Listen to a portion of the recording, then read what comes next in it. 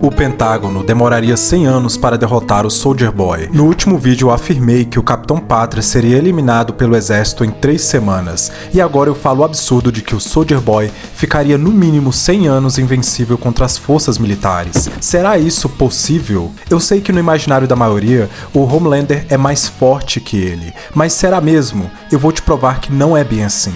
Eu sou o Eduardo e já vamos começar fazendo uma diferenciação básica. O composto V que está dentro do Homelander e o composto V que está dentro do Soldier Boy são produtos diferentes. São duas gerações de uma tecnologia que sofreu uma queda enorme de potência ao longo do tempo. A fórmula original, hoje chamada de V1, foi desenvolvida pelo geneticista alemão Friedrich Vogt durante a Segunda Guerra Mundial. Os registros indicam uma potência aproximadamente 10 vezes maior do que a versão produzida em escala industrial nas últimas décadas. O custo foi alto.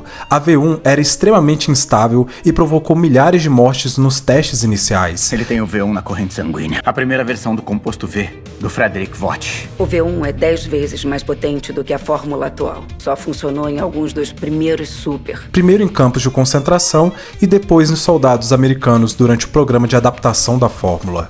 O que sobrou desse processo foi um único protótipo viável, o Soldier Boy. A versão moderna aplicada no Homelander é uma fórmula corrigida, redesenhada para ser previsível, estável e comercialmente viável. Ela funciona, ela cria super-humanos em produção controlada, mas ela não é mais o mesmo nível biológico do experimento original. A escolha da Vogt foi trocar potência por escala, e é exatamente essa decisão que cria o problema militar que vamos discutir nos próximos minutos. Preste muita atenção aos detalhes. A maioria ignora um ponto importante. O conhecimento científico atual sobre o composto V foi construído por engenharia reversa em cima das fórmulas modernas. O Pentágono, a CIA e qualquer laboratório anti-super do governo americano só sabe estudar composto V moderno. O V1 morreu com Friedrich Vogt. O segredo da estrutura genética que ele usou ficou enterrado nos arquivos da Alemanha nazista e nunca foi reconstruído. Na história principal de The Boys, a humanidade encontrou uma resposta para o problema dos super-humanos. Os pesquisadores desenvolveram um agente biológico capaz de atacar o composto V no sangue, despotencializando ou matando o portador. E é essa ferramenta que assusta o Homelander e que no cenário do meu vídeo anterior era uma das ferramentas que permitiria ao exército neutralizá-lo em 3 semanas. O problema é que esse vírus foi projetado em cima do composto V moderno. Os receptores virais, ou seja, as estruturas moleculares que o vírus usa para se ligar e atacar a célula, existem na membrana celular do Homelander. No Soldier Boy, essas estruturas estão ausentes ou possuem uma morfologia diferente. A célula V1 simplesmente não apresenta o ponto de encaixe que o vírus precisa para espalhar a infecção com maior eficiência. O vírus não consegue aderir. Em termos práticos, isso significa que a principal arma anti-super da humanidade, no universo de The Boys, é inútil contra o Soldier Boy. O vírus chega ao corpo dele, circula no sangue, mas é tratado como qualquer outro patógeno comum e é eliminado pelo sistema imunológico reforçado do V1.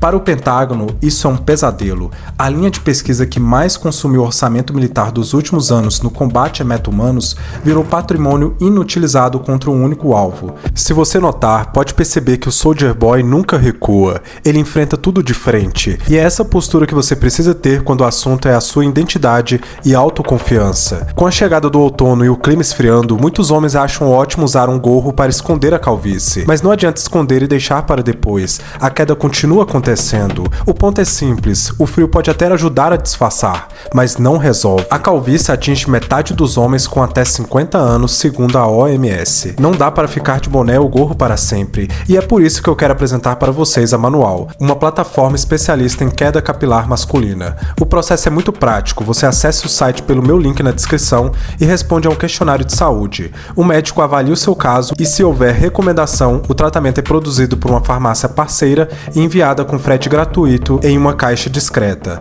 Além disso, você conta com atendimento clínico via WhatsApp durante todo o processo para tirar dúvidas e ajustar o tratamento quando necessário. Tudo é feito 100% online, com a privacidade privacidade que a gente busca. E para quem quer dar esse passo na autoestima, basta usar o meu cupom SEMSONO e garantir 40% de desconto no seu primeiro pedido, além de frete grátis. Aproveite para escanear o QR Code na tela ou clicar no link da descrição. Manter sua confiança no topo é uma decisão que só você pode tomar. Esse vídeo conta com apoio e patrocínio da Manual.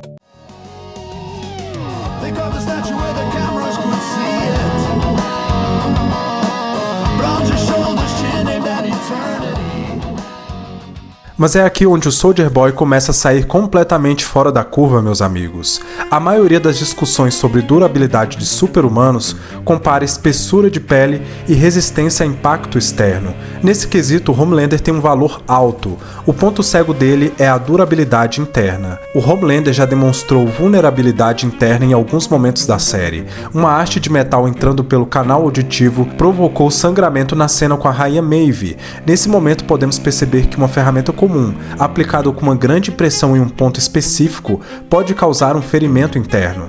Após o confronto no Herogasm, ele aparece com alguns hematomas sutis, o que indica trauma de tecido sob a pele. Os órgãos internos dele continuam vulneráveis a choque cinético e pressão extrema. O Soldier Boy é diferente nessa categoria. O V1 produziu uma densificação muscular e orgânica uniforme, ou seja, o tecido interno tem praticamente a mesma resistência do tecido externo. Isso elimina os métodos clássicos de execução que exploram orifícios, mucosas e vinhas internas. Os russos, durante 40 anos de cativeiro, fizeram testes que servem hoje como o melhor banco de dados clínico que existe sobre durabilidade do V1. Tiros de AK-47 disparados dentro da boca dele não causaram dano permanente. Lâminas de aço usados para tentar perfurar a córnea quebraram contra o globo ocular. Coquetéis de ácido sulfúrico ingeridos por via oral não geraram lesão duradoura no sistema digestivo. Para o exército americano, isso significa que o arsenal balístico convencional, calibre alto, calibre antitanque, calibre incendiário, está descartado. Os métodos químicos clássicos também. E também podemos falar da questão da exposição prolongada à radiação ionizante dentro dos laboratórios soviéticos que transformou o Soldier Boy em um emissor radioativo biológico. E os roteiristas chamam de despotencialização. Ele acumula energia radioativa no peito ao longo de alguns segundos e libera essa energia em forma de feixe direcional ou de explosão. A radiação ionizante quebra as ligações moleculares do composto V no sangue de quem é atingido. Um super-humano exposto àquele feixe perde os poderes e volta ao estado humano comum.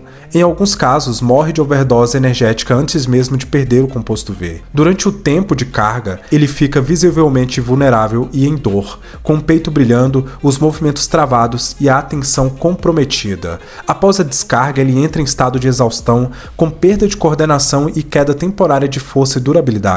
E o nível de radiação emitida depende do estado emocional dele. Episódios de transtorno de estresse pós-traumático podem provocar detonações involuntárias. E aqui que entra o problema científico do Pentágono. A assinatura radioativa dele não corresponde a nenhuma fonte de radiação convencional catalogada pela física moderna.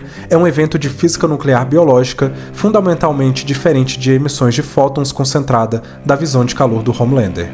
Os sensores padrão do exército americano não foram calibrados para detectar esse tipo de poder, porque essa energia nunca existiu fora dele. Levaria anos de coleta de dados em campo só para construir o perfil radiológico que permitiria um sistema de alerta precoce. Não existe colete, bunker ou veículo do arsenal atual capaz de absorver uma descarga em capacidade total. Do jeito que você tá falando, esse filho da mãe é imatável. Agora, muitos de vocês já devem estar falando que existe alguma arma de alto calibre que pode perfurar a pele do Soldier Boy, alguma arma não testada, como o urânio empobrecido que citei no vídeo do Homelander, mas o Soldier Boy tem uma arma, ou melhor, um escudo. A composição mais provável, com base no comportamento do escudo e nos materiais de blindagem disponíveis no universo da VOT, é uma liga de alta densidade baseada em tungstênio ou urânio exaurido. O peso estimado é entre 150 e 300 quilos. E o escudo cumpre 3 funções táticas distintas. A primeira é a defesa contra energia. Ele já bloqueou tiros de espingarda queima-roupa, a visão de calor do Homelander e os disparos de Billy Bruto com composto V temporário. A segunda segundo é que ele cria uma zona de negação espacial. Qualquer drone, sniper ou ataque coordenado que dependa da visada limpa para o corpo dele perde efetividade enquanto o escudo estiver no caminho. A terceira é que o escudo é uma arma cinética letal por si só.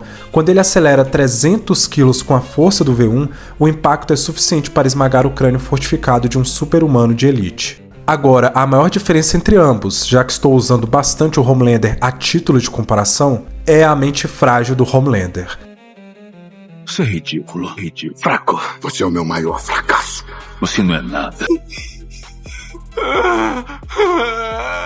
Os relatos clínicos dentro do universo descrevem um transtorno de personalidade narcisista profundo, agravado por uma infância de isolamento em laboratório. A estabilidade operacional dele depende de validação externa permanente. Ele precisa ser amado pelas massas. Você não precisa furar a pele dele para vencer o Homelander. Você precisa desestabilizar o ego. Ameaçar expor a sua verdadeira natureza, manipular o vínculo dele com Ryan, colocar uma figura paterna sob ameaça pública. A reação dele é previsível, porque o medo central dele, perder o controle e ser visto como fraco, é o eixo de toda decisão que ele toma em momento de pressão. O Soldier Boy não oferece essa porta de entrada, a psicologia dele é o oposto exato. E existe um complexo de inferioridade no fundo, herdado da desaprovação do pai biológico. Mas em volta desse núcleo, ele construiu, ao longo das décadas, uma casca de indiferença emocional que funciona como blindagem psicológica. Ele não busca amor do público, o que ele busca é a confirmação da própria superioridade através do combate, e essa confirmação não depende de ninguém além dele mesmo. Basta lembrar quando Homelander tentou criar um vínculo familiar com ele, oferecendo uma relação de pai e filho. O Soldier Boy rejeitou de forma pragmática e tratou o próprio filho biológico como uma decepção. O olhar de nojo dele é impagável e ele repetiu inúmeras vezes na 5ª temporada esse olhar de repulsa. Você não passa de um escroto de um bebê. Então, operações psicológicas, que são a primeira ferramenta do Pentágono contra qualquer alvo de alto valor, perdem efeito. Ele continuaria avançando até completar o objetivo militar, ou até ser fisicamente contido.